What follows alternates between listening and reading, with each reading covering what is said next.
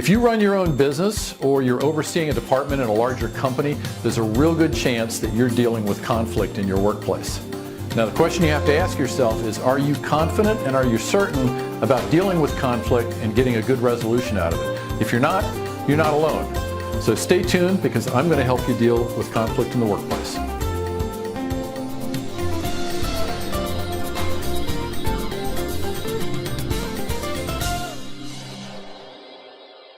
One of the reasons to get really good at helping resolve conflicts in your workplace is because it makes you a much more effective manager and leader. And by being a much more effective manager and leader, you're going to establish greater trust with your people. You're going to be respected more by those that work for you as well as those you work with. You're going to have a much better ability, an authority level, to be able to get things done. And it's going to give you a greater level of confidence to be able to oversee the organization you're responsible for. Okay, the first thing that's important to understand is what conflict actually is. Because conflict is a little different than your run-of-the-mill problem solving. Conflict is when you have a serious disagreement between two or more people, and where they're trying to hold on to a particular position, or they're trying to protect what they perceive as something that they might lose. So as an example, if you have somebody that is really feeling strongly about something and they perceive that by losing the argument or losing the decision, they're going to lose face within their organization, that's an area of conflict. Now, in every conflict, you've got two basic components. You've got the actual issue, which is the problem that needs to be resolved, and then you've got all the emotion that's built up around that issue. What most people that aren't comfortable or confident dealing with conflict tend to focus on first is the emotion. That's usually where the problem starts. One of the reasons I've found with many of my clients, the reason that they don't like dealing with conflict is a number of things. Most of them are all deal with fear. There's a fear of loss, a fear of the problem escalating, a fear of damaging the relationships of the people that are involved in the conflict. There's a fear of being perceived as ineffective. You know, if you're running the business or you're overseeing the department and you can't resolve the conflicts amongst the people on your team, there's a real fear of being perceived as not really that good. And then finally, there's a fear of actually getting more of the same kind of conflict coming back. If you're not willing to address a conflict, or you don't feel like you're doing it well and that's causing you to avoid the conflict situation, here's some of the consequences you're going to run into. First, you're going to end up with diminished cooperation amongst your team members. That's going to lead to loss of productivity, which is going to lead to escalating misdeeds from people who have found ways to add conflict into the situation. Finally, you're going to have a loss of trust amongst most of the people that you're working with, and eventually you could lose really good employees. Now, there's three things that I've found that are at the root of most conflicts that arise in the workplace. One is poor communications. You know, the communications that are going on now aren't clear, they're not consistent, people are getting mixed messages. The second one is emotionally based decision making. This is where people are kind of questioning the reasons why decisions are getting made because they're seeing a lot of emotion taking place around that decision.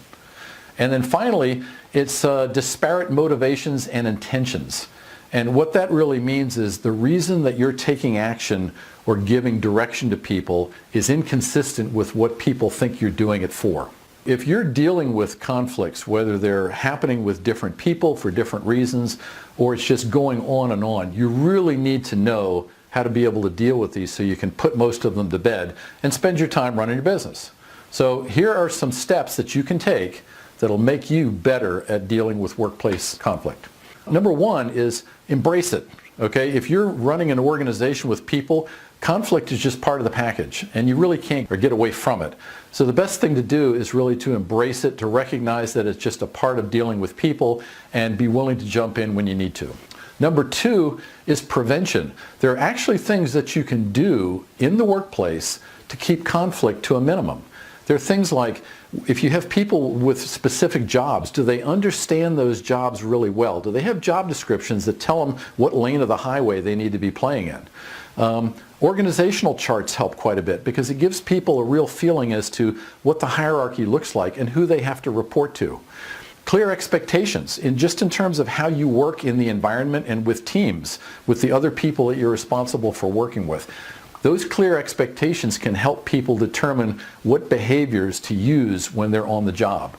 And finally, general guidelines about what you consider to be appropriate behavior and inappropriate behavior can really serve to give people a framework with which to work.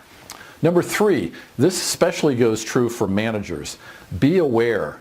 Be able to watch the landscape around you to be able to pick up signs that a conflict is brewing. Now, here's 3 areas where that's going to show up. 1, there's people in your organization that are probably really good at what they do, but they're just prone to conflict.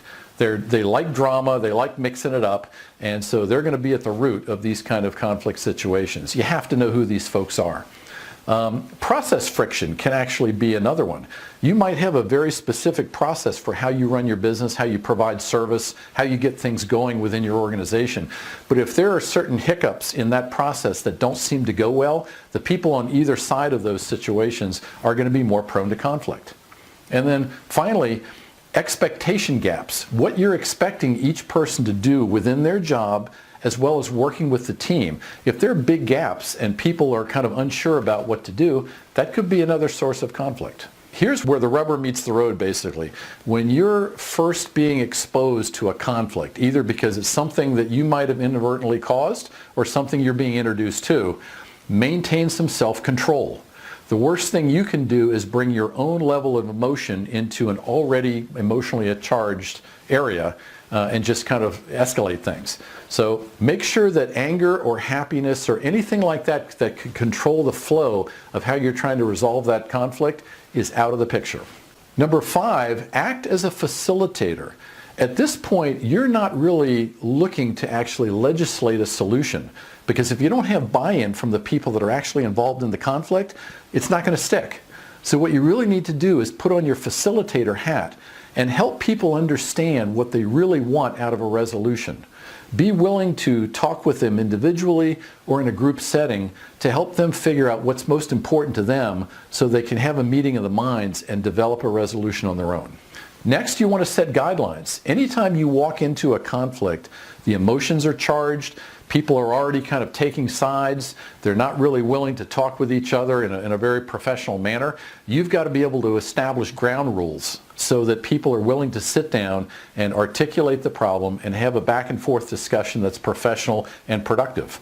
When you're in the middle of helping to resolve and facilitate the resolution of a conflict, you've got to be a really good listener.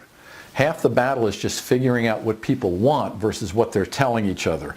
And a lot of times when things get really charged, the things people say aren't real productive.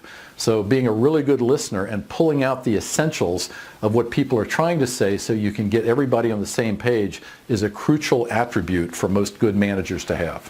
Lastly, establish agreement and accountability once a resolution is reached. If everybody agrees to the solution, but they're not willing to be held accountable for actually acting on it and making it work, then it's just going to fall apart. So people have to know that if they're going to be part of the solution, they have to be accountable for executing it and making sure that it works. If you follow those steps and if you practice getting involved and helping to resolve conflict, here's 4 things that are going to benefit your business. 1, your trust with your people is going to go way up. 2, as the manager or the authority figure in the business, you're going to get a lot more respect. That's going to lead to a better level of authority that people are willing to honor. And finally, it's going to give you the confidence to be able to deal with really harsh issues and see a positive outcome. I hope you've gotten some real benefit out of this video here on resolving conflict. If you'd like to get more of this, please subscribe at my GrowthSource Coaching video channel or go to www.growthsourcecoaching.com for more information on how I might be able to help your organization.